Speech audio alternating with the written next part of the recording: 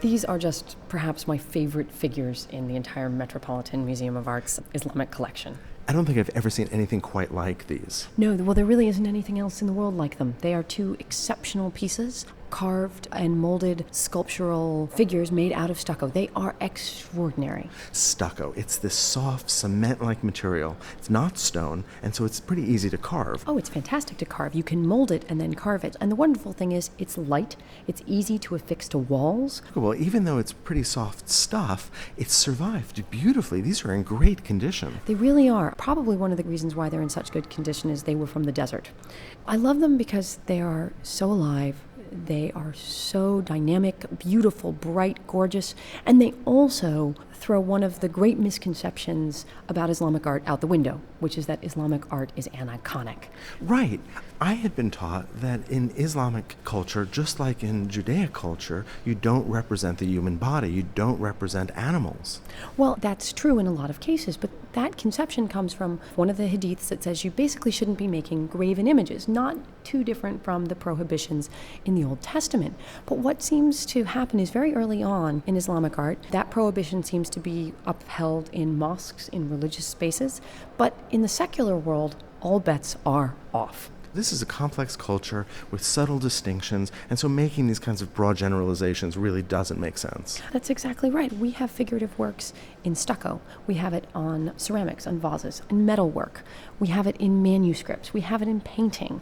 So it's not like these are just one-offs. Actually, it's part of a much larger tradition, but these are just exceptional examples of it. So it's really all about context. So what do we think the context for these figures was? Well, that is one of the big questions. We don't know what the context is, but what we think is that they were probably in some type of reception hall and that they were affixed to the walls.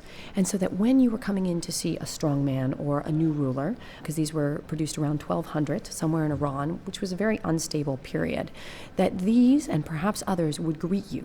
Because we have other examples of painted reception rooms where we have guards or royal figures standing. We have examples in Bust in Afghanistan and in Samarkand as well in Uzbekistan.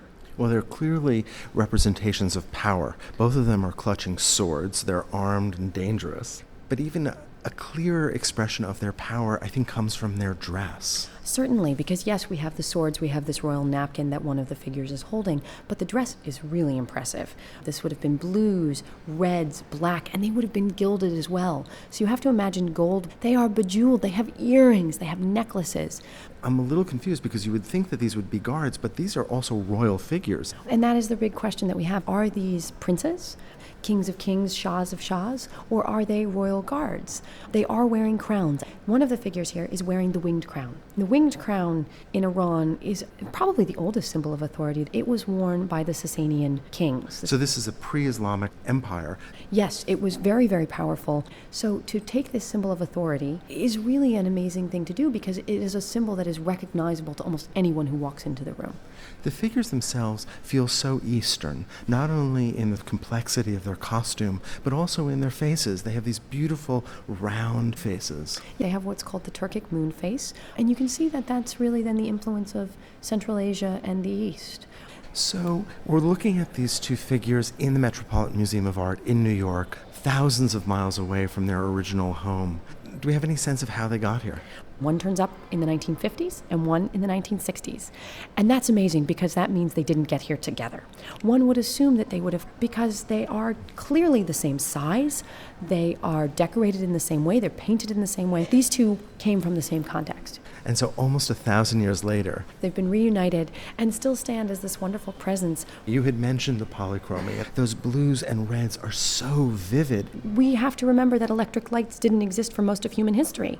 And if you want to make an impression, you need vibrancy, you need color, because otherwise how are things going to stand out? You may have natural light coming in, but natural light and candlelight are the only ways these things are illuminated. And color itself could also be an expression of wealth, of power. Certainly, because obviously gilding something with gold is expensive. Also, where are your blues coming from? If you're grinding up lapis lazuli, that's from Afghanistan. You have to trade for that. You have to import that. So the different types of materials that are used are very important and another symbol of wealth. So not only is it the stucco, the crowns, the swords, but it's also even the materials. Well, I think these are now some of my favorite figures as well.